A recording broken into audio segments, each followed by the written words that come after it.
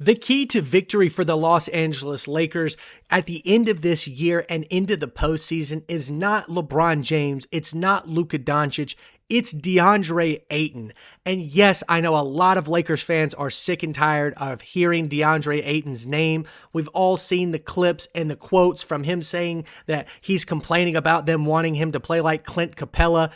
Understandably so. Deandre Ayton, a former number 1 overall pick, should not be reduced to the role of a role player like Capella. However, there are clear signs that correlates with Deandre Ayton's playing like a role player and the Lakers winning basketball games, specifically versus winning teams. We saw this high-octane effort versus the Knicks early on this week when Deandre Ayton was playing up against Karl Anthony Towns. He had multiple blocks in the first half, rebounded the ball well, didn't score that many points, but his defensive rating was one of the best of the first half players in the league on Sunday. Now that's obviously a very specific, like Amazon Prime-esque stat, but let me give out some more basic statistics for you. The Lakers are 24-3 when he has a 115 or better defensive rating. They're 22-8 when he has a 15% or better rebounding percentage,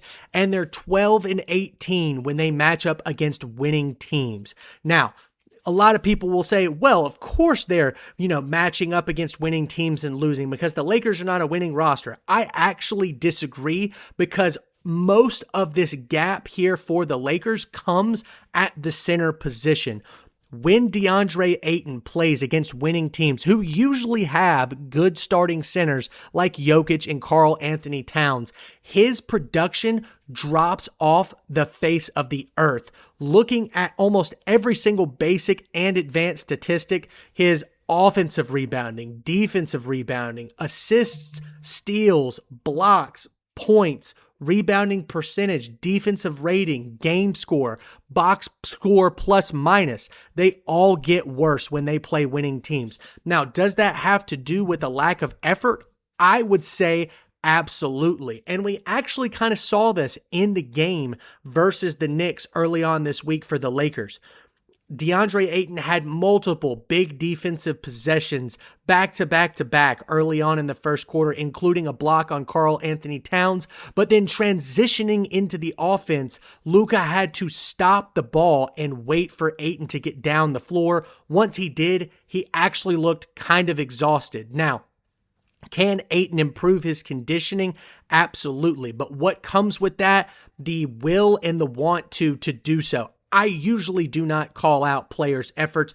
I'm not an NBA player. I'm not going to act like, oh, Deandre Ayton just needs to play harder. But in this specific case, I truly believe that effort correlates to the production that we're not seeing. Ayton has the talent of some of these top tier guys. Now, I'm not saying he can be Nikola Jokic, but can he play like Karl Anthony Towns below the three-point line? Absolutely. And defensively, he can rebound the basketball with the best of them. We saw him do it with the Phoenix Suns on their finals run. He was an integral part of that. So is Ayton capable of playing winning basketball? 1,000%. What motivates him to do that? I'm not exactly sure because we see it in spurts with the Lakers, but it's not consistent.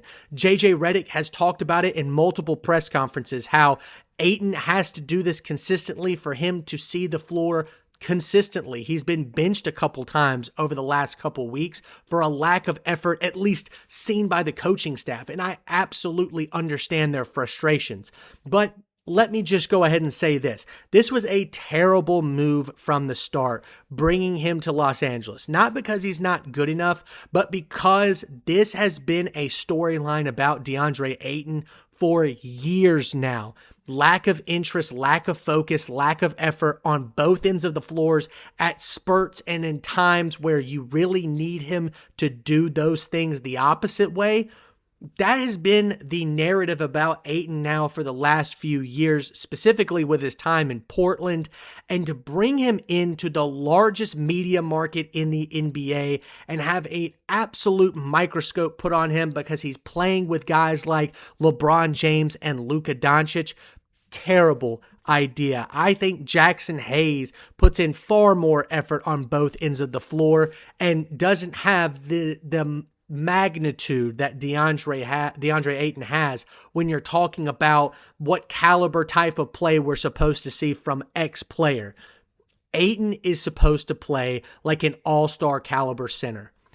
At many times, especially during points where the Lakers need him, he plays far from that. And it's not from a lack of skill or a lack of ability. It is a lack, quite simply, of want to and focus. Once again, how do you coach that?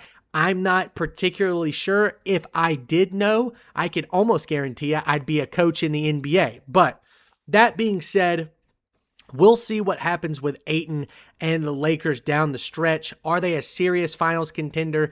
Absolutely not. Could they be if Ayton played at an all-star or maybe all-NBA third-team type level as a very good rim protector, screener, and finisher at the rim? Yes. With LeBron James, Austin Reeves, and Luka playing elite offense, with a little bit of defensive help from guys like Vanderbilt and Ayton, especially at the rim, the answer is 1,000%. The Lakers could contend and play competitively against teams like the Rockets, Spurs, Timberwolves, maybe not the Thunder. But that being said, I think Ayton is the core, maybe not issue, but the core focus here when it comes to the Lakers winning down the stretch of games and in the playoffs. So let me know what you think of that in the comments. Be sure to like, comment, and subscribe. Thank you all so much for watching, and we will see you next time.